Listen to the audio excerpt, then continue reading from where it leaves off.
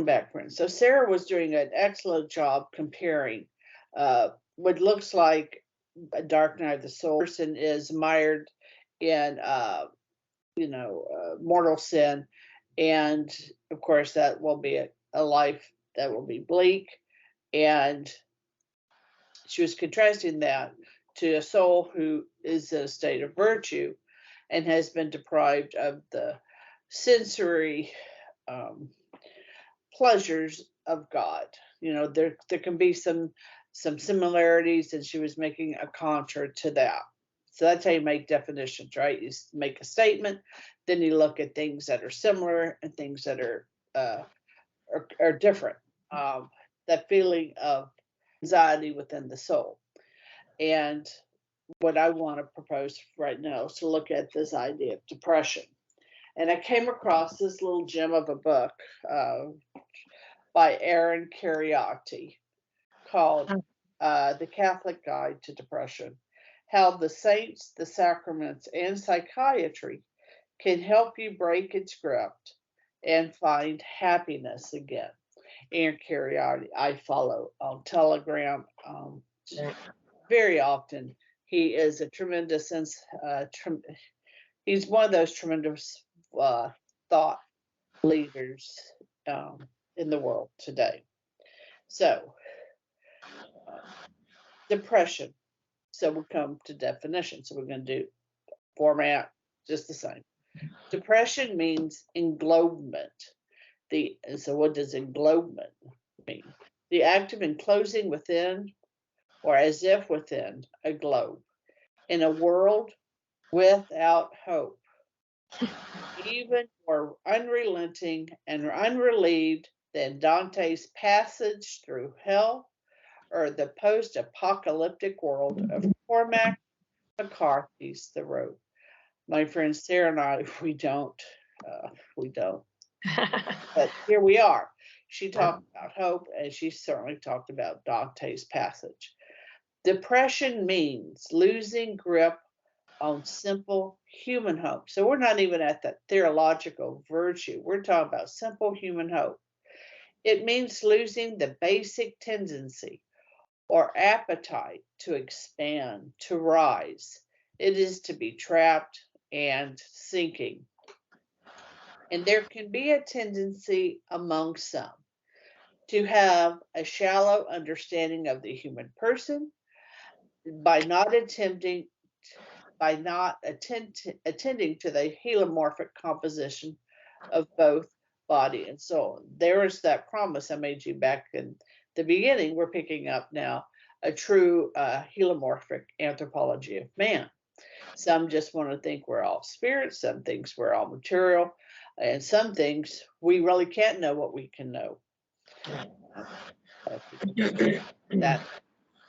So, because we are a body, it is subject to corruption. And I mean corruption in terms of illness and breakage, and that's just the lot of the natural world.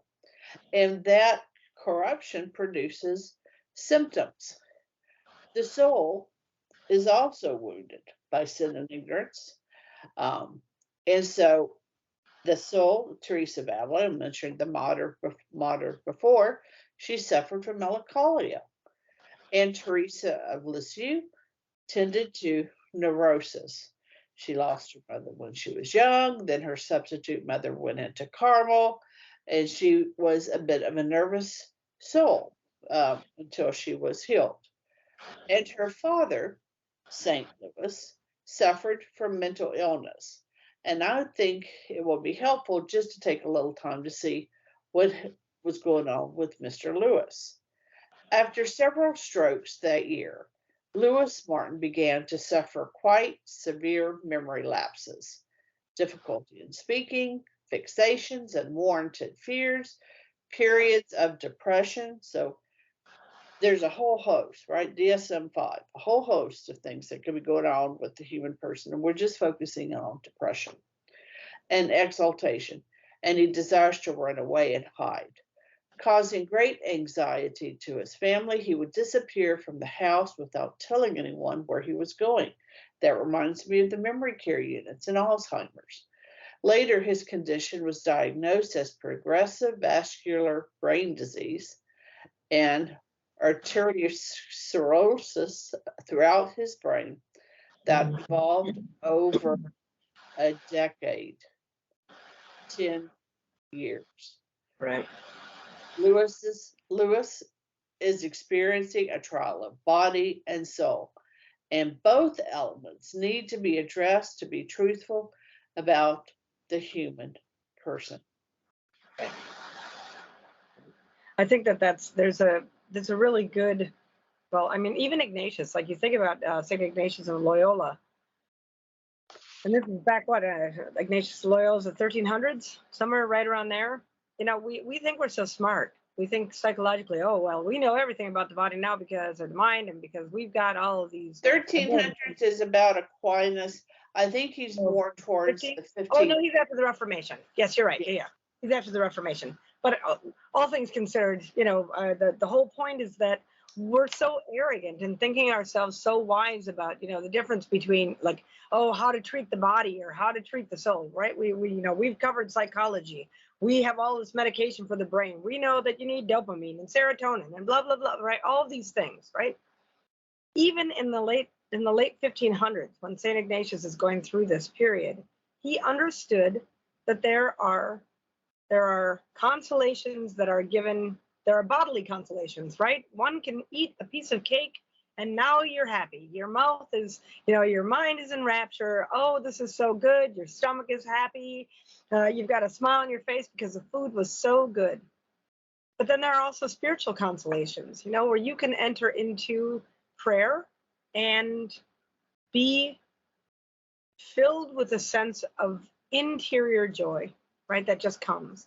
And the same thing is true about disconsolations, right? You know, you can wake up and the barometric pressure can be affecting you and now you're just miserable. You know, your joints are achy and you're not in good humor and everything that everybody does is wrong. And no matter what they do, you just feel terrible. But then there are also spiritual disconsolations that our Lord allows you to suffer, these dark nights of the soul.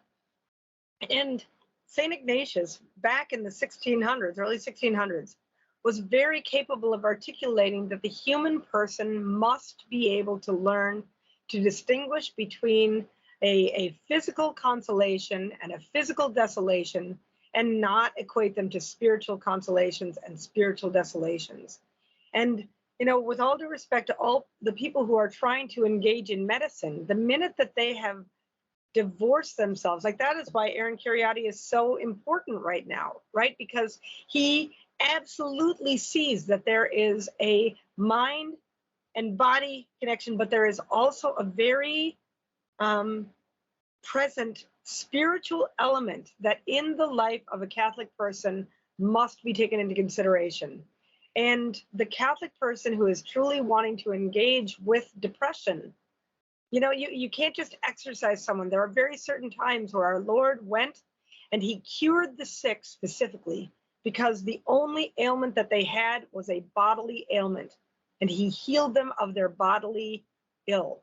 But there were many other times where people were spiritually under attack, and he rid them of demons, right? So when we're engaging with this level of depression, I think, unfortunately, now, because we are such a society that is outside of grace, the doctors are going to be capable of treating the physical ailment, but because they don't assent to the fact that there can be a spiritual oppression, these people who are suffering from depression, they wonder why they're not getting better with the treatments that doctors have said, oh no, if we just get your serotonin levels up, you'll be great. Or, oh, we just correct these elements within you, you'll be happy. Well, you know, we have to be very cognizant of that, because we don't want to judge somebody who's depressed and say, oh, well, you just need to get to church more often, right? Or at the same token, we don't want to say to somebody who's depressed and say, well, all you need to do is take medicine, right? There's two elements that are going on, and both of them, you know, even in the 1600s, St. Ignatius was saying very clearly, you must discern what these are so that you can treat the human person. You know, we're a pretty incredible creation that God has assembled. when you think about what he has done for us. To be both matter and spirit is such how does it even make sense, right? That's right. That's right. We're going to continue on, my friends. In the next episode, we'll see what John Paul has to say. But what Sarah said, we are going to echo pretty quickly. Till then, my friends, Fides Oratio.